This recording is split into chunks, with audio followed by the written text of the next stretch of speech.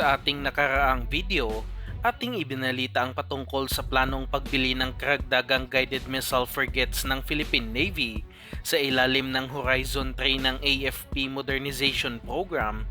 na sinasabing babadgetan ng nasa 43 billion pesos. At dahil nga sa malaki ang budget para sa susunod na warships, ilang mga ship design ang ibinalitang ino-offer ng South Korean Shipbuilding Company na Hyundai Heavy Industries para sa bansa, at kabilang na nga dito ang HDF 3600 Anti-Air Warfare Frigate na mas heavily upgraded na warship katulad sa Miguel Malvar frigates, ang HDF 4000 Frigate na mas malaki pang warship na armado ng mas maraming missiles, at ang HDF 6000 Frigate na pinakamalaki sa lahat at parang destroyer na kadami ang dalang missiles at armas. Napakagandang balita nito para sa ating modernization program dahil sa kabila ng patuloy na pagdating ng mga bagong warships ng Navy ay hindi pa tapos ang ating gobyerno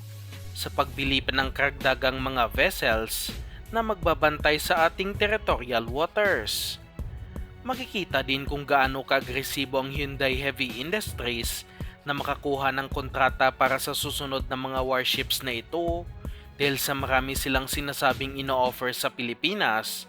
at malaki din ang tsansa na sa kanila ulit bibili ang Philippine Navy dahil sa maganda ang relasyon ng ating bansa sa South Korea.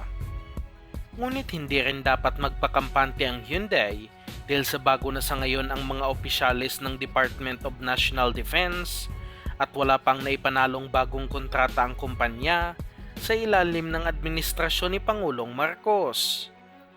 Interesado din sa ngayon ng ating mga opisyales sa mga vessels na ino-offer naman ng European countries, lalo na ang bansang Germany at Italia, na kung saan nagsanib pwersa ang dalawang bansa sa kanilang offer na stealth submarine na kung tawagin ay U-212 NFS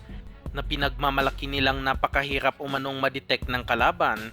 at kasalukuyan nilang ino-offer sa submarine project ng Philippine Navy. Hindi rin malabong i-offer nila ang kanilang mga disenyong warships sa susunod na proyekto ng ating Navy, lalo na't kaya itong bilhin ng bansa dahil mas nilakihan pa ang nasabing pondo.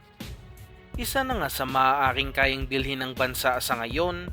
ay ang light version ng Meko 200 guided missile frigates na gawa ng bansang Germany na mas malaki at dihamak na mas advanced kumpara sa ating mga Miguel Malvar frigates, ngunit halos doble din ang presyo ng nasabing warship.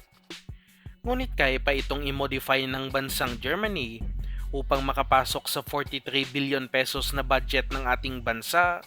At sa mga hindi nakakaalam, in-offer na rin ang Corvette version nito na Meko 100 noong administrasyon pa ni Pangulong Duterte sa ilalim ng Horizon 2 ng AFP Modernization Program. Nakipagkompetensya noon ang Meko 100 laban sa HDF 2600 ng Hyundai Heavy Industries ng South Korea,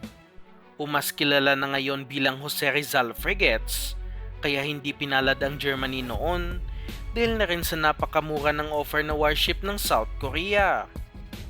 Maliban sa bansang Germany, inaasahan din ang Damen Shipyard ng Netherlands na sasali din sa proyektong ito dahil mayroon din silang ino-offer na warship sa bansa nitong nakaraang taon, at umaasa tayong may kukonsidera ito ng Philippine Navy. Pasok sa budget ng bansa ang Sigma multi-mission frigates ng Damen Shipyard ng Netherlands na kung saan 2 beses na rin in-offer noon sa ilalim pa din ng administrasyon ni Pangulong Duterte, ngunit na naig pa rin ang offer ng Hyundai na Jose Rizal frigates at mga Miguel Malvar frigates dahil ang mga ito lang ang kaya talaga ng budget noon ng Pilipinas. Dagdagan pa ito ng mga freebies tulad ng Puhang class Corvette